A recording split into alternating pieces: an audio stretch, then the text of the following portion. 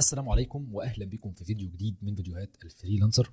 في الفيديو ده انا جاي احكي لك قصه نجاحي على منصه خمسات بعد فشل تقريبا اكتر من 6 سنين على منصه خمسات، وازاي قدرت اكسب اكتر من $3000 من على منصه خمسات.